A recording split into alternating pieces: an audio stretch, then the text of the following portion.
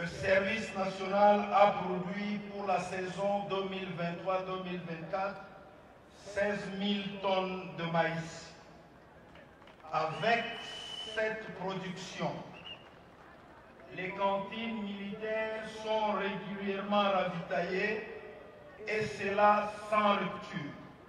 Mais aussi, certaines villes du pays sont substantiellement desservies.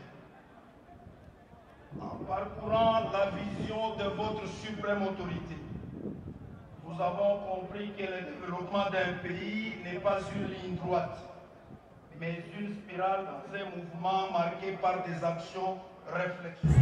Son arrivée a toujours été spectaculaire, impressionnante au niveau de la province du Haut-Katanga, parce que quand il y vient, c'est avec toujours des surprises agréables. Vous allez vous rendre compte que, en venant, c'est pour nous montrer des merveilles. Sitôt qu'il a été réélu, reconduit dans son fauteuil, il visite la province du Haut-Katanga en présentant les œuvres de développement. Voilà pourquoi nous vous disons que notre président, le président Félix Antoine Tshisekedi, reste un don divin par rapport au Louchois, par rapport au Haut-Katangais en général. Vous allez vous rendre compte qu'il est cette personne qui a été attendue. Raison pour laquelle la province du Haut-Katanga, sur l'espace du Grand Katanga en général, a été l'une des provinces il s'était battu de sorte que sa présence puisse s'illustrer, se manifester dans l'espace au Katanga. Dans l'espace. Pour la cérémonie de Kérit-Fou qui lance le train du service national, on va commencer à faire des allers-retours de machines sur d'autres provinces. Qu'est-ce que ça veut dire? Je venais de vous dire que c'est l'homme providentiel par rapport à nous, les Hauts-Katangais. Vous savez que ce service, après le départ à Patresse de Laurent Désiré Kabila, c'est un service qui était déjà inerte. Il a fallu la présence de Félix Antoine Tshisekedi Tshilombo pour la résurrection de ce service. Et ce service, une fois ressuscité, connaît encore un rebondissement dans le sens de pouvoir toujours éclairer l'avenir du peuple congolais en général. Alors, ce lancement prouve à suffisance que le chômage va vider les lieux parce que les jeunes désœuvrés, les jeunes considérés comme morts, que lui va ramener à la vie à travers le service national, vivront pour effectivement bâtir la nation, vivront pour effectivement nourrir les milliers de Congolais qui sont jusque-là dans une situation famélique. Et ce n'est qu'à travers sa présence comme don entre les mains de la population congolaise.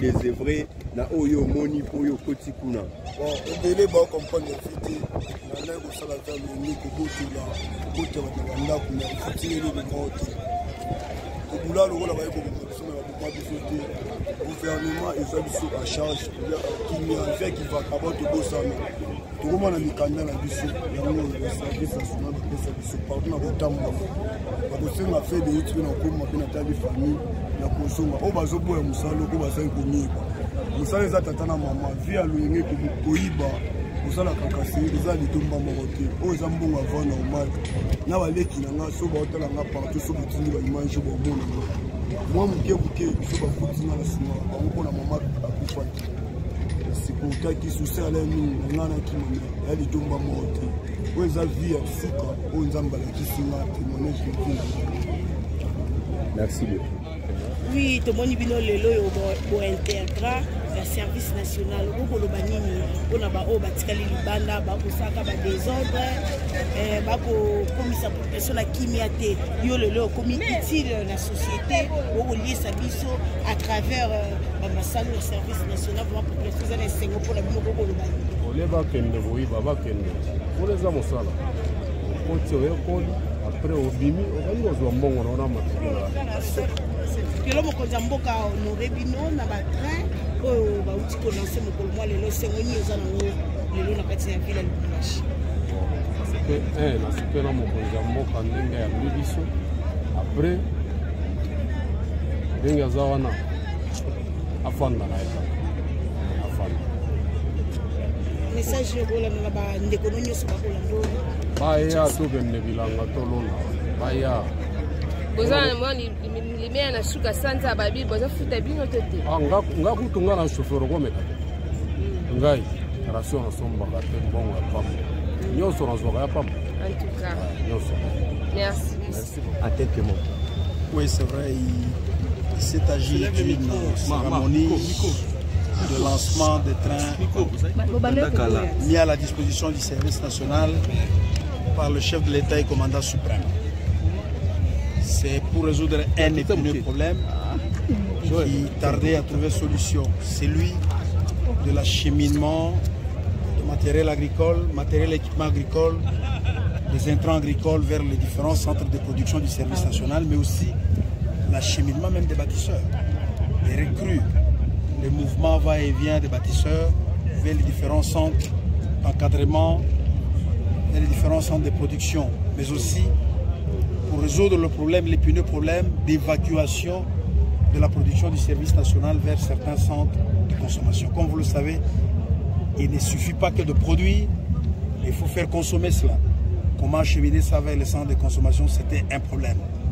C'est comme ça qu'il a plu au commandant suprême de mettre à la disposition du service national le moyen propre, qui est constitué du wagon que vous avez vu, des locomotives. C'est qu'aujourd'hui, le service national peut transporter les intrants, peut transporter les carburants, peut transporter les matériels, peut transporter les recrues, peut transporter même les vivres et les autres services au profit du service national, mais aussi au profit des populations des localités qui sont traversées par le chemin de fer. C'est vraiment une grande avancée, sauf fausse modestie de notre part, nous dirons, dans la zone, dans l'Afrique centrale ou Afrique de l'Est, je ne sais pas s'il y a un service national qui possède le matériel de ce genre. C'est pour vous dire la volonté ferme du commandant suprême de voir le service national de la République démocratique du Congo être modernisé et monter en puissance. Voilà l'essence que nous pouvons donner à la cérémonie de ce jour. Avec la SNCC, les accords sont passés de quelle manière? Nous vous l'avons dit dans notre discours, c'est vrai, tous les partenaires qui ont signé ce qu'on appelle la convention de passage avec la SNCC payent un droit de passage. Parce que le chemin, la voie ferrée ne nous appartient pas, les installations ne nous appartiennent pas. Lorsque vous avez importé les matériels ferroviaires, vous ne les gardez pas dans votre garage. Ils sont gardés dans les installations de la SNCC. Ils circulent sur les installations de la SNCC, qui met aussi à votre disposition son expertise. C'est comme ça qu'il y a eu la conclusion d'une convention sur l'instruction du commandant suprême. La convention entre les services nationaux et la SNCC, c'est une convention qui est particulière, avec plusieurs avantages qui sont accordés au service national. On sait que c'est un service de l'État. Nous ne sommes pas une entreprise commerciale qui va faire du commerce pour avoir du bénéfice, mais c'est une structure paramilitaire qui est là pour accompagner les actions du gouvernement, les actions des forces armées et les actions des autres citoyens pour le développement.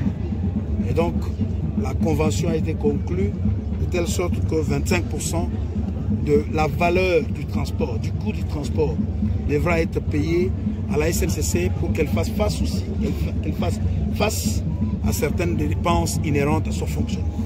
Donc elle est tout à fait normale, au lieu de considérer que c'est du matériel de l'État, il va circuler gratuitement, on appauvrirait encore beaucoup plus la SNCC. Voilà, c'est de cette manière que la convention a été. Et vous, personnellement, quel est votre secret pour la réussite dans ce tour de tâche que vous avez? Le patriotisme. J'aime mon pays. En bon soldat, je n'ai pas autre mission que de rendre service à ma nation, à ma patrie. Et donc, par cette motivation, tout ce qui est possible qu'un humain puisse faire, tout ce qui est possible que je rende à ma nation, je le ferai. C'est le patriotisme. C'est bon. C'est bon. Ça vient de nulle part. Vous avez même affirmé que vous n'avez pas des activités commerciales. C'est le gouvernement, je vous ai dit que c'est le commandant suprême. N'oubliez pas que le service national dépend directement du chef de l'État. Nous sommes une structure de la présidence qui dépend directement du commandant suprême. Il est le président de la République, chef de l'État et commandant suprême des forces armées de la République démocratique du Congo, de la police nationale congolaise ainsi que du service national. De la même manière qu'il met les moyens à la disposition des forces armées ou de la police congolaise, il commence à les mettre à la disposition du service national. Donc nous ne mettons pas nos moyens ou nous ne faisons pas des activités lucratives à côté ou commerciales pour générer ces moyens.